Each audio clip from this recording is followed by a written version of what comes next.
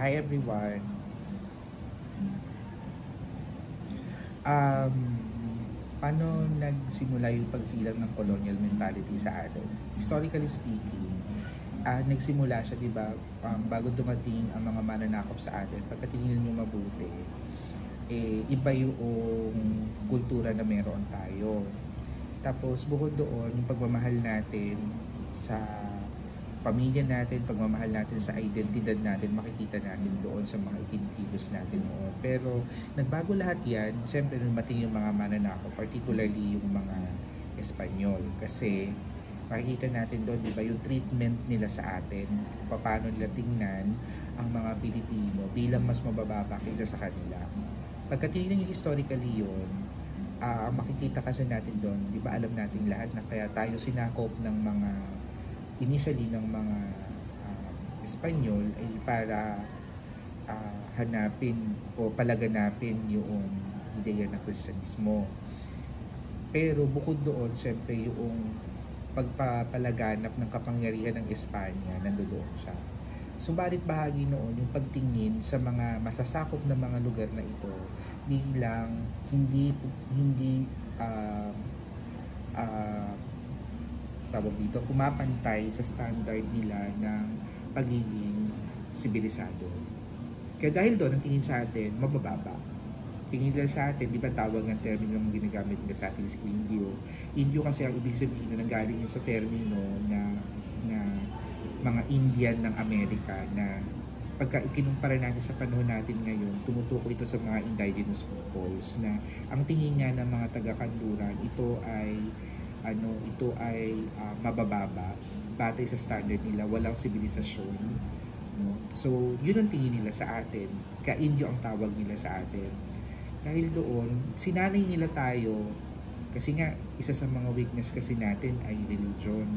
So parang ginamit nila yung ideya ng pagsunod natin sa relihiyon, particularly Kristyanismo, para mapasunod tayo. Ngayon sa pagpapasunod nila sa atin, sa bawat pagkakataon na inaangat natin yung ating pagiging katutubo, no?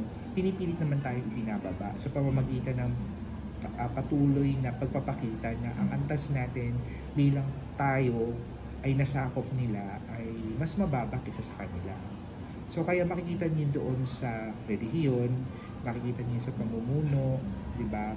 Pag tiningnan mo yung stratification noon ng lipunan natin, makikita niyo kung nasa pang-ilan tayo, considering na tayo yung nakatira dito. No? So, parang kumbaga, iminarka nila sa utak natin, nakaprint yan sa utak natin na mas mababa tayo kaysa sa kanila. Yung sa social science or sa sociology tinatawag na term na sinocentrism, kung saan ang pagtingin mo sa kultura mo ay mas mababa kaysa sa kanila. So doon yan nagsimula. Kaya pagka may mga okasyon o may mga pagkakataon na lumalagpas tayo doon or bumababa tayo doon sa level na yun, pinaparusahan tayo. So kaya anong ending doon? Susunod ka hanggang sa naipasa yun na naipasa. Nagkakaroon tuloy tayo ng mga utang na loob sa mga tingin natin, mas mataas ang antas sa atin. Diba? Pag nakakita ka ng halimbawa ng mga mga pare, ganyan, tingin mo mas angat sila. Ano pa, pagka nakakita ka ng mga dayuhan, mga mapuputi, mga mestisuhin, dahil yun yung nakasanayan natin na i-inculcate sa kultura natin, tingin natin mas angat sila kumpara sa atin. Kung nakatapos ka sa ibang bansa, diba, mas angat ka kumpara sa kung dito ka lang nakatapos sa Pilipinas. But going back doon sa sinasabi ko kanina na pre-colonial period, pagka tinignan mo, iba yung lahi ng mga Pilipino. There are records coming from William Henry Scott doon sa kanyang History of the Unarticulate. Nakalagay doon, nire-raid nga natin ng China. Ibig sabihin, meron tayong mga mandirigma, mga ngayaw noon na pumupunta pa ng China para lang makipagdigma. Ganoon ka angat or ganoon kataas ang tingin natin sa sarili natin. Bumaba lang ito nang dumating nga yung mga mananakop sa atin kasi ginamit nila yung religion na pamamaraan. Yun kasi ang kahinaan natin. So, yun yung ginamit ngayon nila. Kaya nagsimula yung bawat tingin natin, mas mababa tayo kumpara sa iba. Yun. Okay. Next. yung colonial mentality sa kasalukuyan, kung tutusin sa pagdaan ng panahon, ng mga dati, maunawaan mo eh. Kasi syempre, under tayo ng mga mananakaw. Pero pagka tinignan mo mabuti, yung idea ng colonial mentality sa kasalukuyan, sa pakiramdam ko, nasa dalawang paraan eh. Una, may kaugnayan to sa pop culture. Kasi di ba sa panahon natin ngayon, because of the internet, nabuksan lahat ng boundaries. So dahil wala ka ng limitasyon, wala ka ng boundaries. Yung mga kultura nila na-adapt mo na. And sometimes you compare it to your own culture. And when you compare it to your own culture, at nakikita mo na medyo weak yung part mo, mas gugustuhin mo siya siyempre. So that's number one. Pero parang I think that's a natural process, especially kapag wala ng mga boundaries, no? Walang problema sa pag-adapt ng ibang kultura, pero nagkakaproblema siya, yun nga, yung idea na kapag tinignan mo na yung ibang kultura mas angat sa'yo. Walang problema na hangaan mo yung ibang kultura, kasi totoo naman meron naman talagang mga manifestations ng culture na masasabi natin na maganda, no? Pero hindi naman to the extent na tingnan mo na siya na sa lahat ng aspekto, mas angat siya kaysa sa'yo.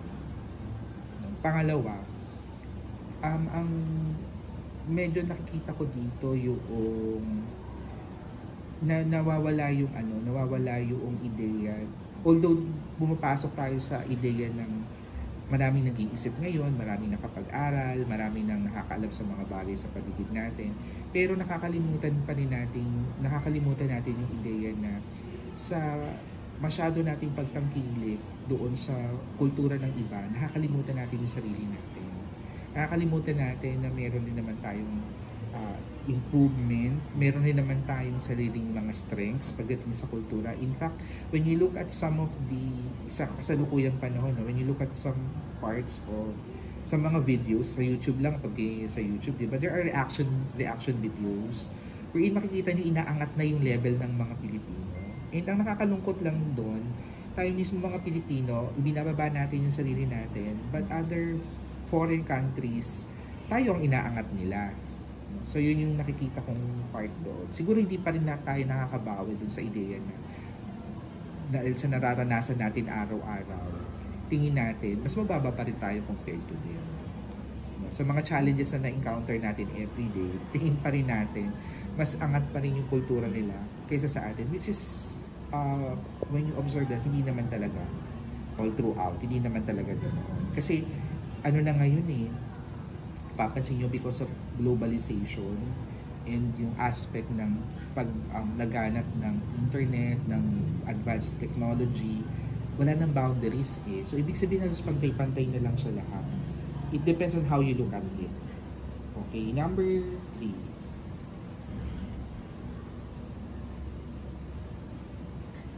Malaki yung sa akin malaki yung epekto ng colonial mentality sa kasaysayan kasi nga di ba ang kasaysayan is a series of events. It talks about the past, the present, and the future. Ngayon, kung hindi tayo matututo from our past na ito yung pinagdaanan natin, definitely it will affect our future. Let's like what's happening right now. Diba? Pagka tinignan yung mabuti, kahit na ang dami-dami ng improvements meron tayo, marami pa rin mga occasions na makikita natin na we don't have that belief on our capacity, our identity.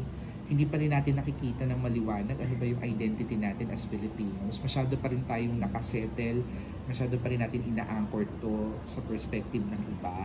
Makikita natin doon. But on the other hand, I could say naman na kahit na napakatingin natin hindi tayo natututo, pero gradually, mayroong mga manifestations na kahit papaano, nagbabago naman ang lahat ng ito.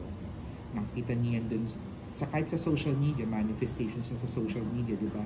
Kung papaanong tawag dito, iniaangat natin yung mga kababayan natin, paano natin inaangat yung sitwasyon natin kapag nakikita natin na dedehado na tayo mula sa ibang bansa, di ba? Kahit papaano, may natututunan tayo. Pero yun nga, not fully. No? Nakikita natin yung sarili natin. So how important is that? Hindi kasi natin ma-achieve yung full yung buong buo na pagtanggal sa atin ng idea ng colonial mentality kung hindi tayo matututo sa mga pinagdaanan natin. Kaya napakahalaga ng tingnan ito sa perspektibo din ng kasaysayan, but not necessarily kasaysayan lang, no? Pero malaking epekto na alam mo kung ano yung pinagdaanan mo for you to improve. Kasi alam mo kung ano yung mga weaknesses mo, alam mo yung mga strengths mo. So if you know your weakness, no, from what happened in your history, you can learn lessons, no? And then if you feel like yun nga, may mga strengths naman, you can improve. Kaso yun nga, doon tayo nagkakaroon ng problema kasi hindi naman lahat nandoon sa aspect na yun, or common yung ating goal na ma-achieve natin yung yung idea na yun. So parang at some point hati-hati pa rin.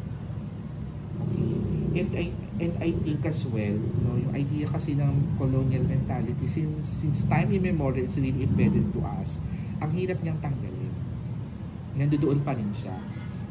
Pero yun nga, mabuti naman merong mga ilang manifestations nga tayo nakikita at present na nawawala na ito ngayon. Okay? Kung nakikita ko kasi doon ang implication nun, kung hindi magbabago yon at hindi natin ma-identify ng maliwanag, ang biggest implication nun is hindrance to development of our own culture, development of our own identity, yung pagiging strong natin in different challenges. Definitely may epekto to doon kung hindi natin to matututukan. Kung may mensahe ko tungkol sa colonial mentality. Okay, sa akin, simple lang. Okay lang humanga. No? Lahat naman ng tao humahanga. Kahit ako, kahit ganito ako, favorite ko, kakagusok sa mga Korean novela.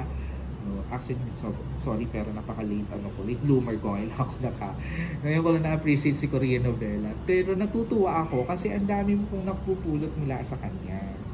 Pero sa aspekto ng makabagong panahon, na wala na nga tayo mga boundaries, wala nang parang wala nang sobrang distinct sa atin. Let us learn from those things na nakikita natin mula sa paligid natin to improve ourselves. Hindi nangangahulugan na nag-adapt ka dito, automatic binababa mo yung sarili mo o mas angat siya. Normal na yan ngayon na kumukuha ka. Pero acknowledge na, kasi kaya mo siya kinuha, it's because nakita mong maganda. Now, kaya mo yun in-adapt kasi para improve ang sarili mo. So, ikaw yung nagkakaroon ngayon ng strength. So, ang akin, normal na makakita tayo ng normal na humanga tayo sa ibang kultura, nakita natin yung maganda dito. Pero huwag naman natin kalimutan yung sarili natin, na may sarili rin tayong ganda. May sarili rin tayong mga strengths bilang mga Pilipino na pagkatinignan natin, baka ang ibang kultura, ina-admire din tayo doon. Baka masyado lang natin ibinababa yung sarili natin. Pero when you look at other nationalities or other individuals, foreigners, iba ang tingin sa atin. Tingnan nyo lang sa internet, di ba, kung paano nila tayo. Kung tayo ay ibinibida nila, tayo hinahangaan nila, mas lalo dapat na i-improve natin yung sarili natin. At sa pag-adapt natin ng mga bagay, paghanga natin sa ibang mga bagay na nakikita natin, no, sa paligid, especially mula sa ibang mga kultura, maging paraan yun para i-improve natin yung sarili natin. Para lalo tayo magkaroon ng strength. Kasi yan na ngayon ang nagiging trend, 'di ba? Yung fusion, 'di ba? Nakikita nyo yung iba, 'di ba, nagkakaroon na ng mga fusions yan. And yung fusion na yun, mas lalo nagpapakita ng ng lakas ng isang kultura. So, I think it's more of improving ourselves and have faith, no, at tawag dito, i-improve natin at mas palakasin natin yung pagtingin natin sa sarili natin, dahil magagaling tayo, hindi lang natin masyadong pinapansin. So yun lang, maraming salamat.